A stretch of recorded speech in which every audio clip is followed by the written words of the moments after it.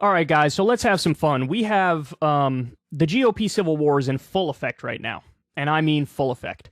So as of the recording of this segment that you're watching right now, you had the vote for who was going to become Speaker of the House, and Kevin McCarthy lost in the first round. There were 19 defections, and he couldn't afford that many. I forgot what the exact number was, 4, 9, something like that. He had 19 defections. So when you're watching this, we might already know how it unfolded and what happened, but I'm just telling you that at least as of the recording right now, he lost on the first ballot. It's going to go to the second ballot, and basically, we'll see what's going to happen. I mean, I know you have, like, Jim Jordan was the protest vote for some of the far-right conservatives. Biggs, I think, was as well. But the most likely scenario is Kevin McCarthy will have to make some concessions behind the scenes to these people who are doing a mutiny, and then he'll eventually become speaker. But how many rounds will that take? You know, there's some instances in history, if you go back 100 years or more, where they had to vote 10 times or 33 times or whatever the fuck. So it'll be interesting to see how it unfolds. But I want to show you some of the bickering back and forth leading up to this first vote. So first we have Dan Crenshaw here on CNN, and listen to what he says.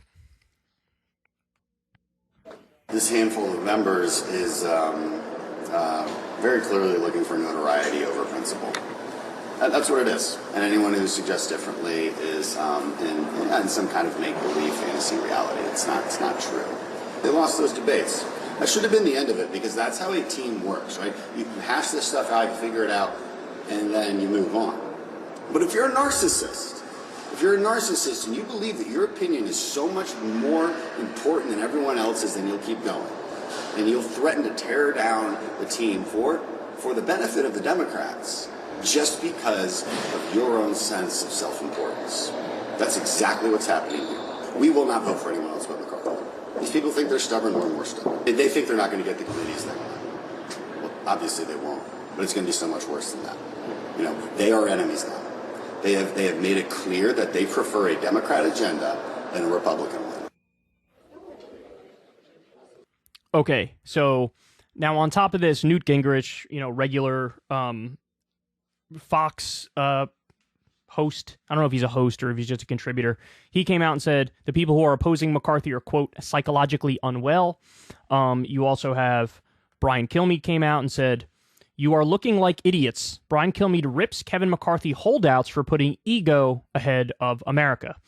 And so he's talking about, of course, about Matt Gaetz was one of the ones leading the charge against him. Again, it was 19 in total who voted against him in the first round.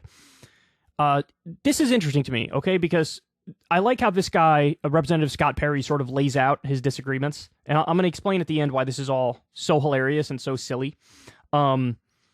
So Manu Raju of CNN says, problem for McCarthy as he struggles to get to 18. Perry has signaled he's a no, but hasn't explicitly said so. Now, I think ultimately this guy did vote no. Scott Perry says, it's never the wrong time to do the right thing. Hashtag Speaker of the House. He tweeted this at Kevin McCarthy. U.S. Representative Scott Perry released the following statement ahead of the January 3rd speaker vote. Quote, we've worked in good faith for months to change the status quo. At nearly every turn, we've been sidelined or resisted by McCarthy. And any perceived progress has often been vague or contained loopholes that further amplified concerns as to the sincerity of the promises being made. In his 14 years in Republican leadership, McCarthy has repeatedly failed to demonstrate any desire to meaningfully change the status quo in Washington. Despite our deep reservations, we have continued to work in earnest to find a path forward with McCarthy, knowing that this crucial moment would come. On New Year's Eve, at the 11th hour, after dragging his feet for months, McCarthy presented a vague ultimatum lacking in specifics and substance. In an attempt to flesh out and add substance to his ultimatum in our many discussions, we approached McCarthy with an offer to get him to 218 votes. He declined. So what was in that offer? While he claimed to offer fair and equal representation for conservatives on all House committees, when we provided specific names willing to serve on each, as he requested, he balked. We asked for firm commitments on concrete policies for the benefit of the American people. When asked to promise votes on 1, the Balanced Budget Amendment, the Fair Tax Act, Texas border plan, and term limits for members of Congress, he refused. We requested transparent, accountable votes on individual earmarks that would require 2/3 support to pass and to ensure that all amendments to cut spending would be allowed floor consideration. He dismissed it. We demanded that he cease his efforts to defeat competitive conservative candidates in open Republican primaries. He denied it. Kevin McCarthy had an opportunity to be Speaker of the House. He rejected it. Okay, so now let's dive into it. When myself and others were prodding Democrats, the left flank of the Democrats, to fight and to block Nancy Pelosi from becoming Speaker, we had clear policy goals that we really were willing to fight for. And we were trying to extract concessions that would then make the left more powerful. In this instance, that is what the right flank is doing. And so it's commendable from a strategy perspective and from a fighting perspective. This is something I wish the left flank of the Democrats would do. But in the case of the conservatives here, it's so much dumber. And here's the reason why. These things that this guy, wants a vote on are, number one, totally fucking dead in the water. Number two, McCarthy genuinely agrees with all of these things. So I don't really understand what's at the core. With Pelosi, she didn't actually agree with any of the things that the left flank was pushing for, right? And again, the left flank didn't revolt. They didn't, make a stink. They didn't try to force her to be better and put people on the right committees or whatever. The only thing you could say is somewhat substantive in his ask here is the candidates he wants, the politicians he wants to be on the certain committees. But again, I think it all comes to naught because all of these Republicans genuinely agree on policy. So the inescapable conclusion is that all of their differences and all of their fighting is more about ego stroking, careerism, personal relationships. Because on the left, there are some true disagreements where leadership is more neoliberal, more corporatist, and the left flank is further to the left of them. There's true disagreements which could spark fights. On the right, fundamentally, they agree like 98% of the time. And so all of this weird jockeying for position is just bizarre. But it almost shows you, I respect it in a sense because it's like the right is willing to fight tooth and nail and rip themselves to shreds, even though there's no substantive disagreement. Even though it's like, well, we agree, but still, let's fucking fight each other until we're blue in the face. The left, even when there are substantive disagreements, they're just like, we will concede to leadership and give you whatever you want. We'll play good and hope you give, we'll play nice and hope you give us a nice little pat on the head and call us special. And so, in a sense, I like the fight. Now, here's an interesting fact. Leading up to this vote, McCarthy was reportedly behind the scenes, absolutely lashing into all of the holdouts. They had a big meeting, and McCarthy was out there, saying, fuck you guys type shit. I earned this spot. And he was like, oh, you want me to play rough? I'll play rough. All you motherfuckers are losing all of your committee assignments. You're basically going to have no power. And with a threat like that, if that was invoked against the Democrats, they would all fall in line and be like, yes, Nancy, I'll give you whatever you'd like. And in fact, I'm sure that threats like that were made, which is probably one of the reasons why the left flank didn't fight. But it's interesting because McCarthy made these threats before the vote, and they still didn't get him through in the first round.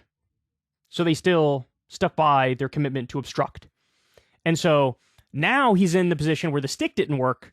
So McCarthy's got to go to the carrot, or we're going to be here for a while, and I don't even know what the outcome would be. I don't even know who a compromise candidate would be, right? So maybe he does have to turn around to Biggs and say, okay, who do you want on what committee? See, but the problem for McCarthy is he probably already promised other Republicans certain seats on certain committees. And so when they come in with a proposal at the last minute, like, hey, here's what we demand for you to get to 218 votes, McCarthy would have to piss off others who he promised seats to, meaning he might lose their vote, so he's right back at square one. So he's just trying to basically whip them into line, which isn't working.